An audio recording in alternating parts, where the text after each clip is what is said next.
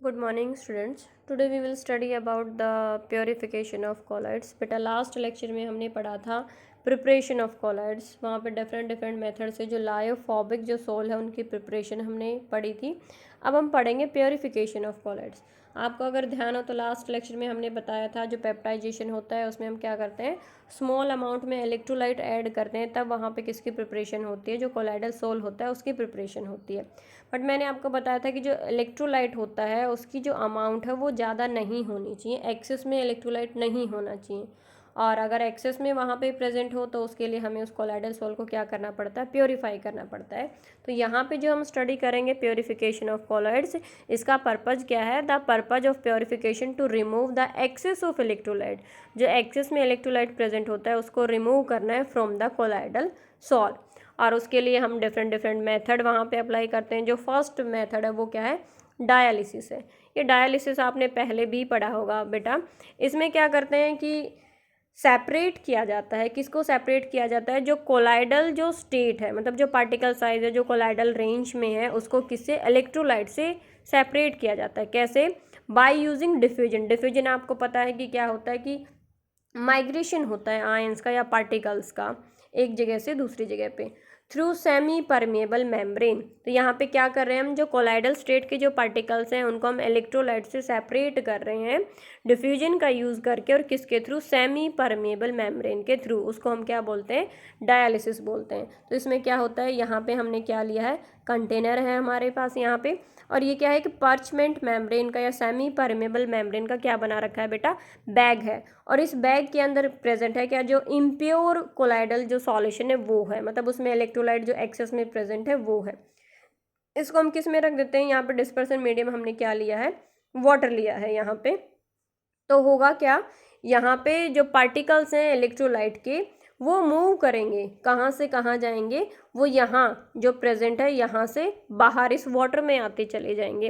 Reason क्या है कि जो कोलाइडल स्टेट के जो पार्टिकल्स जो होते हैं वो सेमी परमेबल मेम्ब्रेन में से पास नहीं हो सकते हैं, बट जो इलेक्ट्रोलाइट जो होता है वो इसमें से इजीली पास हो सकता है. तो जो इलेक्ट्रोलाइट के जो आयंस यहाँ पे प्रेजेंट होंगे वो इस सेमी परमेबल मेम्ब्रेन के थ्रू कहाँ पे आएंगे, वाटर में आ जाएंगे, और पीछे हमारे पास क्या रह जाएंगे, जो कोलाइडल पार्टिकल्स हैं वो रह जाएंगे. लेकिन क्या होता है, टाइम टू टाइम ये जो वाटर होता है ये चेंज करना पड़ता है. रीजन क्या है कि अगर इलेक्ट्रोलाइट की कंसंट्रेशन यहाँ पे इस डिस्पर्सन मीडियम में ज़्यादा हो जाएगी तो जो फ्लो है वो क्या हो जाएगा, रिवर्स वहाँ पे हो जाएगा. इलेक्ट्रोलाइट जो है वो क्या करेगा, इलेक्ट्रोलाइट की जो आयंस है वो इस डिस्पर्सन मीडियम में से वापस कहाँ पे, इस मेम्ब्रेन के थ्रू इस बैग में क्या हो जाएंगे, वो वापस से ट्रांसफ़र होना या माइग्रेट होना वो शुरू कर देते हैं. तो ये वाटर टाइम टू टाइम वहाँ पे चेंज करना होगा ताकि जो इलेक्ट्रोलाइट है वो क्या कर सकें, कोलाइडल सॉल्यूशन में से कहाँ पे आते जाएं, वाटर में, और इस कोलाइडल सॉल्ट को हम क्या कर सकें, प्योरीफाई कर सकें. अगर प्रिंसिपल की बात करें कि जो डायलिसिस होता है उसको वो किस प्रिंसिपल पे काम करता है, तो आपको पता है कि बेटा जो कोलाइडल पार्टिकल्स होते हैं वो सेमी परमेबल मेम्ब्रेन में से पास नहीं हो सकते, सिर्फ वहाँ पे जो इलेक्ट्रोलाइट के जो आयंस होते हैं वो पास हो सकते हैं. बट इसकी एक लिमिटेशन भी है कि जो डायलिसिस होता है वो काफ़ी स्लो मेथड होता है. तो इसीलिए जो अगला मेथड है वो क्या है, इलेक्ट्रो डायलिसिस है. वहाँ पे इलेक्ट्रो डायलिसिस यूज़ किया जाता है. सिंपली ये भी किस प्रिंसिपल पे काम करता है, उसी प्रिंसिपल पे काम करता है कि जो कोलाइडल जो पार्टिकल्स होते हैं वो सेमी परमेबल मेम्ब्रेन में से पास नहीं हो सकते हैं, बट इलेक्ट्रोलाइट पास हो सकते हैं. सिर्फ यहाँ पे क्या होगा, वो जो डिफ्यूजन है किसकी हेल्प से हम कराएंगे, इलेक्ट्रोडायलिसिस, मतलब इलेक्ट्रिसिटी की हेल्प से. The process of separating the substance in colloidal form from true solution particle. True solution कह सकते हो या इलेक्ट्रोलाइटिक जो आयंस होते हैं वो आप यहाँ पे कह सकते हो. डिफ्यूजन के थ्रू सेपरेट करना है कोलाइडल पार्टिकल्स को, किससे, ट्रू सॉल्यूशन के पार्टिकल से या इलेक्ट्रोलाइट जो आयंस है उनसे सेपरेट करना है थ्रू सेमी परमेबल मेम्ब्रेन. वही सेमी परमेबल मेम्ब्रेन यूज़ करें but under the action of electric field. Electric field क्यों यूज़ किया, क्योंकि उससे क्या होगा, जो माइग्रेशन होता है, जो स्पीड होती है जो आयंस की, वो क्या हो जाती है, वहाँ पे इंक्रीज हो जाती है. तो यहाँ पे क्या लगा दी जाती है, सेमी परमेबल मेम्ब्रेन यहाँ पे लगा रखी है. यहाँ पे हम क्या यूज़ कर रहे हैं, इलेक्ट्रोड्स यूज़ कर रहे हैं जो कि बैटरी के पॉजिटिव टर्मिनल और नेगेटिव टर्मिनल से कनेक्ट है. यहाँ पे हमने जो डिस्पर्सन मीडियम है क्या यूज़ किया है, वाटर यूज़ किया। जैसे ही इलेक्ट्रिसिटी या बैटरी से इनको कनेक्ट करते हैं इलेक्ट्रोड को, इलेक्ट्रिक फील्ड वहाँ पे अराइज होता है और उस इलेक्ट्रिक फील्ड की वजह से यहाँ पे जो इलेक्ट्रोलाइटिक जो आयंस हमने क्या लिया है, यहाँ पे जो इम्प्योर जो कोलाइडल सॉल्यूशन है वो हमने लिया है जिसको प्योरीफाई करना है। तो जो इलेक्ट्रोलाइट जो आयंस है उनका क्या हो जाएगा, जो माइग्रेशन है वो स्टार्ट हो जाता है। सिर्फ यहाँ पे क्या है इलेक्ट्रोडायलिसिस में कि यहाँ पे माइग्रेशन किसके अंडर हो रहा है, under the action of electric field. इतना ही डिफरेंस है, यहाँ पे स्पीड क्या हो जाती है, इंक्रीज हो जाती है। नेक्स्ट जो मेथड है प्योरिफिकेशन का वो क्या है, यहाँ पे अल्ट्रा फिल्ट्रेशन।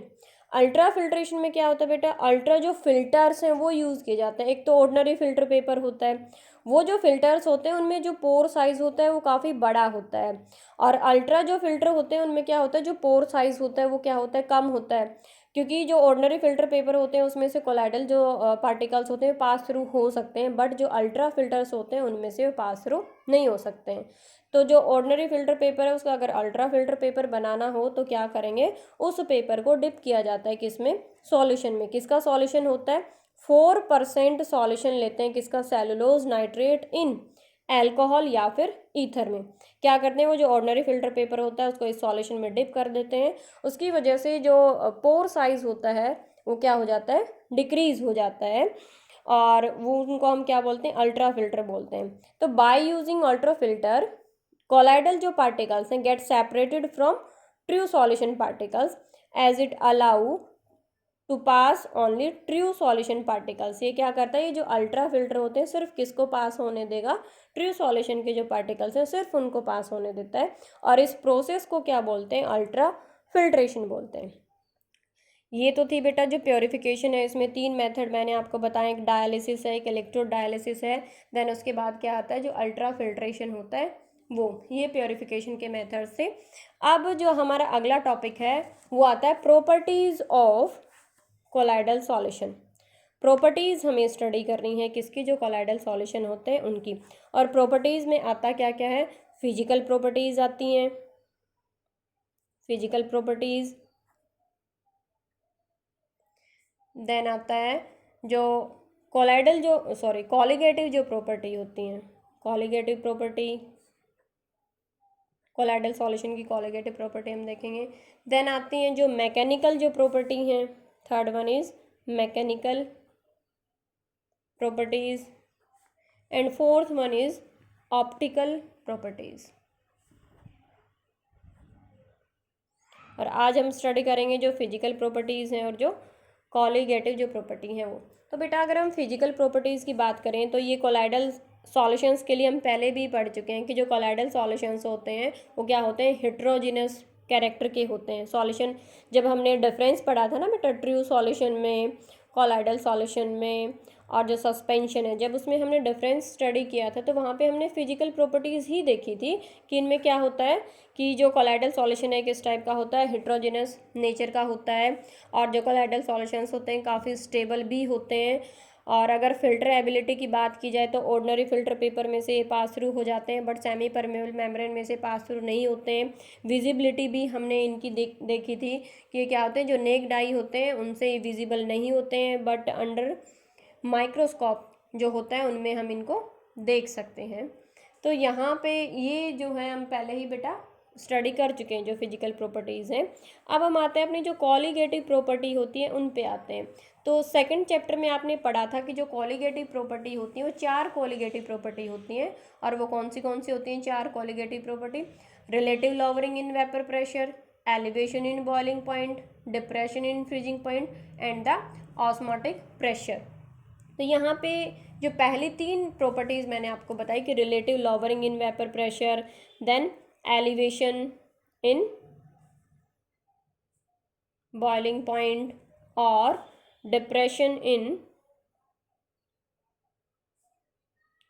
फ्रीजिंग पॉइंट, इनकी अगर हम बात करें, वैसे देखा जाए तो जो कॉलिगेटिव प्रॉपर्टी है आपको पता है कि नंबर ऑफ मोल्स पे डिपेंड करती हैं बेटा, और जो कोलाइडल पार्टिकल्स हैं उनका जो एवरेज मॉलिक्यूलर मास होता है बहुत ही ज़्यादा हाई होता है।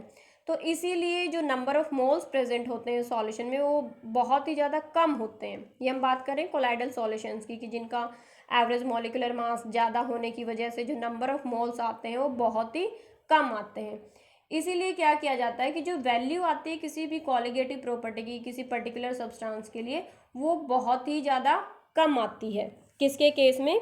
अगर हम कोलाइडल सॉल्यूशन की बात करते हैं और हम बात करें ट्रू सॉल्यूशन की, इन दोनों में अगर हम कंपेयर करके चले, इन दोनों की अगर हम कॉलिगेटिव प्रॉपर्टी देखें तो कॉलिगेटिव प्रॉपर्टी में मेन होता क्या है? नंबर ऑफ मोल्स होते हैं। अब कोलाइडल सॉल्यूशन के जो पार्टिकल्स हैं वो बड़े होते हैं, मतलब इनका एवरेज मॉलिक्यूलर मास बहुत ज़्यादा होता है। और आपको पता है कि नंबर ऑफ मोल्स और जो मॉलिक्यूलर मास होता है इनवर्सली प्रोपोर्शन में होता है। तो मॉलिक्यूलर मास अगर ज़्यादा हो गया तो नंबर ऑफ मोल्स क्या आ गया? कम आ गया। बट ट्रू सॉल्यूशन में क्या होता है? साइज कम होता है, जो मास आता है वो भी क्या आता है? इतना ज़्यादा नहीं आता है। तो ट्रू सॉल्यूशन के केस में नंबर ऑफ मोल्स क्या आते हैं? ज़्यादा आते हैं। कोलाइडल सॉल्यूशन के केस में क्या आता है? कम आता है। तो कंपैरिजन अगर करके देखें तो नंबर ऑफ मोल्स बहुत ही ज़्यादा कम आते हैं कोलाइडल सॉल्यूशन में। इसीलिए ये जो प्रॉपर्टीज़ होती हैं वो ज़्यादा यूज़फुल नहीं होती हैं in case of colloidal solution. But कुछ एक कोलाइड्स ऐसे होते हैं जिनका जो ऑस्मोटिक प्रेशर होता है ना वो मेजरेबल होता है, उसको मेज़र कर सकते हैं। इसीलिए क्या होता है कि जो ऑस्मोटिक प्रेशर की जो मेजरमेंट होती है उसको यूज़ किया जाता है to determine the average molecular mass of colloidal particles. मतलब जो फोर्थ कॉलिगेटिव प्रॉपर्टी है ऑस्मोटिक प्रेशर, सिर्फ ये यूज़फुल है किसके केस में? जो कोलाइडल सॉल्यूशन होता है उसके केस में, क्योंकि कुछ एक कोलाइड्स ऐसे होते हैं जिनका ऑस्मोटिक प्रेशर जो है वो मेजरेबल होता है, मतलब उसको मेज़र कर सकते हैं। तो एक तरह से क्या हो गया, जो ऑस्मोटिक प्रेशर है उसको यूज़ किया जाता है। किस लिए यूज़ किया जाता है? जो भी कोलाइडल पार्टिकल्स होते हैं उनका एवरेज मॉलिक्यूलर मास पता लगाने के लिए जो ऑस्मोटिक प्रेशर जो कॉलिगेटिव प्रॉपर्टी है उसको यूज़ करते हैं। अब हमारी प्रॉपर्टीज़ बची क्या? Mechanical property and optical properties. ये बहुत इंपॉर्टेंट है, यहाँ से क्वेश्चन बनता है कहाँ पे? जो बोर्ड का क्वेश्चन है वो बनता है दोनों से, मैकेनिकल और ऑप्टिकल प्रॉपर्टीज़ से। ये दोनों बेटा हम पढ़ेंगे अपने नेक्स्ट लेक्चर में। Thank you and have a nice day.